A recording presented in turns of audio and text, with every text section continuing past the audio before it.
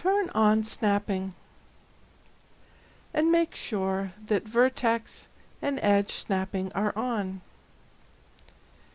In the Active Template pane for Geology, click the Autocomplete Polygon Construction tool and enter KKBN for the unit field. Start digitizing by snapping to the upper right vertex of Polygon A. Click along the fault until the purple area ends, then follow the geological contact between the purple and brown polygons to the lower fault. Click along the lower fault. End by snapping to the vertex of Polygon A. Double-click to finish the polygon.